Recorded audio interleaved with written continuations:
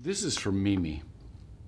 I've heard that the devil cannot read our minds or hear our hearts. His only way to know our strengths and weaknesses and desires are through our actions.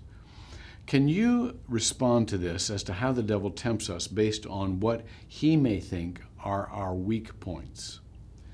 Well, let me start a little bit more generally than that, Mimi. You've heard correctly, by the way.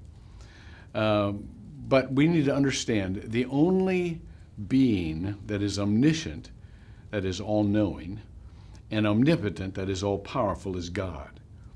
All the rest of us, including all of the angelic beings, including the devil, all the rest of us are created beings with limitations.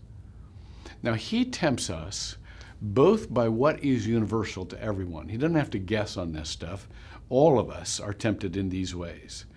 For example, just as he tempted Adam and Eve with the forbidden fruit, that would give them an alternative to depending on God. Who of us wouldn't like to be independent instead of dependent? All of us would like to be the source of our own power and our own wisdom. And so that wasn't any big trick. In that vein, he tempted Jesus with appetite. Remember, Jesus had fasted for 40 days and he was hungry. And so he tempted Jesus with turn those stones into bread. He also tempted Jesus with being honored instead of being obedient. You know, if you're really the Son of God, throw yourself down from the temple and everybody will admire you and so on and so forth. Those two kinds of temptations are ours also. We're also tempted by our appetites. We're also tempted by wanting to be honored instead of being obedient. That said, more to your point, he does watch us very carefully. He knows our weaknesses, and he customizes temptations to us personally. For example, he tempted Judas with something that would not have worked on the rest of the disciples. Judas had a hatred so strong for the occupying Romans.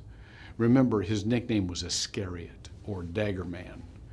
And it was said to be that because he belonged to a group that hoped the Messiah would fight a war to overthrow the Roman occupation. Remember, many back at that time thought that salvation would come to Israel when God took Israel and set it nationally by might above the rest of the nations.